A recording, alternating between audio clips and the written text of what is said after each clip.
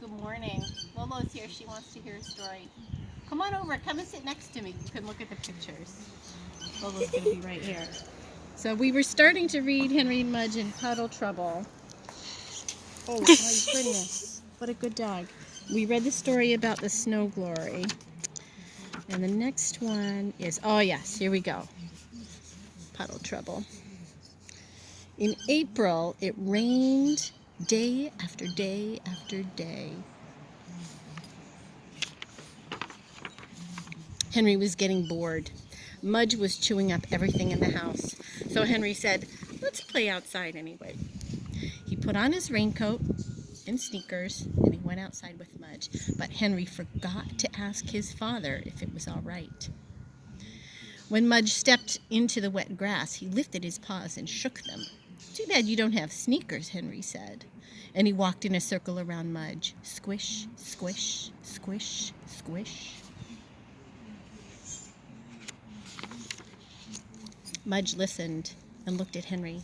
Then he got closer to Henry and wagged his tail and shook the water from his big, wet, furry body all over Henry.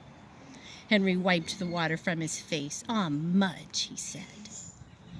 The two of them went walking, and down the road they found a big puddle, a giant puddle, a lake puddle, an ocean puddle. And Henry said, "Wow." He started running, but Mudge got there first. Splash! Muddy water all over Mudge.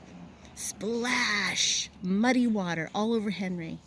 It was the biggest, deepest puddle they had ever seen, and they loved it.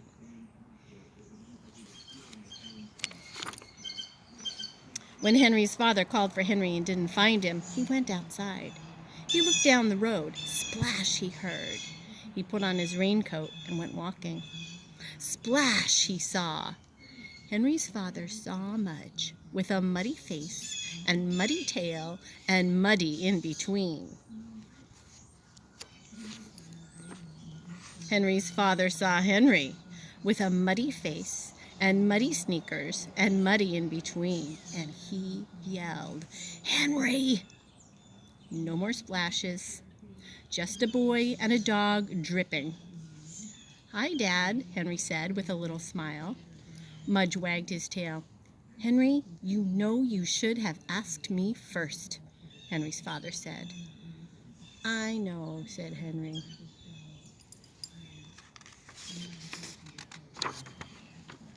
"I am surprised at you," Henry's father said. "I'm sorry," said Henry. "I don't know what to do with you," Henry's father said. Henry looked sad.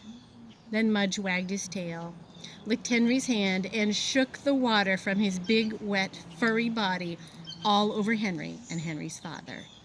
"Mudge!" Henry yelled.